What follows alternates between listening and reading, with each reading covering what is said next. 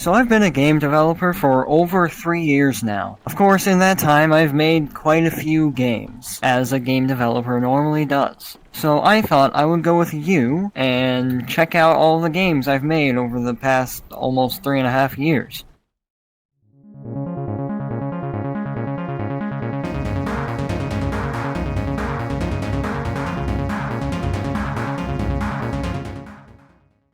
So first, we're going to check out Bride Kidnapping Simulator. Now hold on, just stay with me. Bride Kidnapping Service was the first game that I ever made, except for maybe a couple scratch projects here and there. I made it because in our middle school history class, we were tasked with making a creative project.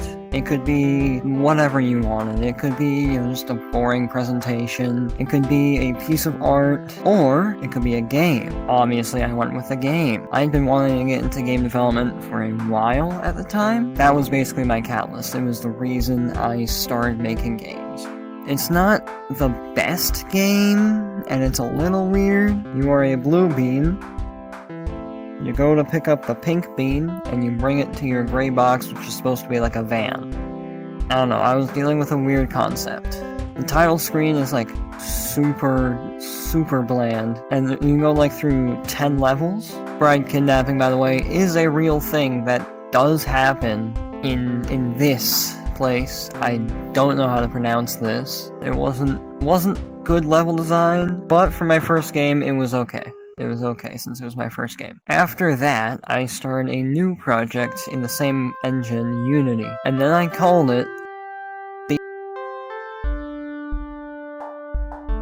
Beanageddon is my second longest running project. We'll get to the longest running one later down the line. Beanageddon was originally named Epic Shooter Game, but, like around halfway through development-ish, I asked one of my friends for a better name, and since every character in the game is a bean, he called it Beanageddon. I remember somewhere around like near the end of the development lifespan, I tried to make a campaign for the game, which obviously did not turn out very well. There are 2 game modes in the game. You have Sandbox and you have Zombies. Sandbox is what it sounds like. You get like tools to spawn items and to destroy items, such, I built an entire wiring system, doors, buttons, the likes. There were 7 levels, well, I say levels, but there were 7 maps in the game. There was also a Zombies game mode, where a bunch of green beans spawn, and they go in a straight line towards you, very slowly. There is very little difficulty in that. You outwalk the zombies, not that there's a sprinting button, but, I ended up only getting like 3 or 4 waves in before I just got bored. Oh, also, the game is very buggy, especially the animations. I mean, look at this. Man, what the fuck? Yeah, this was one of my last Unity projects. I only made 3. Yeah. Titan.io was the first game I made with no game engine. You heard that right, there is no game engine behind the game. Although it's not very good, but it was made with just the Java programming language, which means instead of using Unity or Game Maker or Unreal or something like that, I programmed all the rendering, all the logic by hand. This is actually how I make all of my games these days, although somewhat recently I made my own engine called the Trident game engine.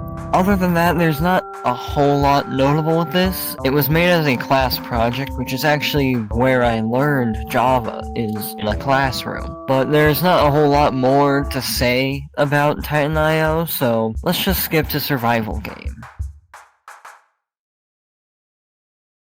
Survival game is my longest running project to date. Like Titan.io was also made with just Java, no game engine. This was also before I made the previously mentioned Trident engine. I worked on this project for just under a year, and because I worked on it for so long, it has its own history, which I actually found some of the old builds of the game, and maybe I'll make a video later going through them, I don't know. Because survival game has been around for so long, I've been able to get out a lot of the bugs, and it's a fairly polished experience, at least bug-wise. Of course, the content isn't the best, and it is pretty grindy, but there is still a lot of content. There's 4 entire areas in the game. You have your surface, you have the mines, you've got the deep mines, you have the alien world, which is basically just a palette swap of the surface. It's not super creative. But survival game is also the game that inspired my current project and our last one of the video, Kronia.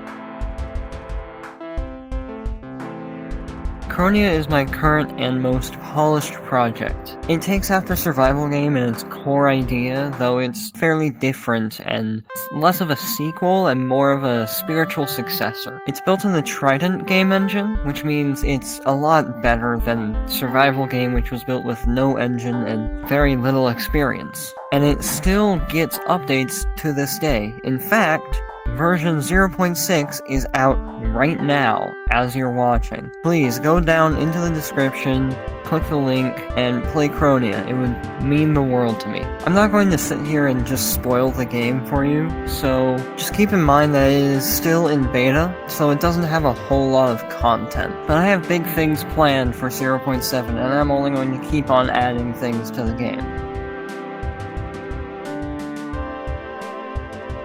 Thanks for watching all the way through to the end. This video was actually inspired by this video right here. You should absolutely go watch it. It's way better than this one was. It has full 3D animation and everything. Anyways, with that, don't forget to drink water, touch grass, and have a good one.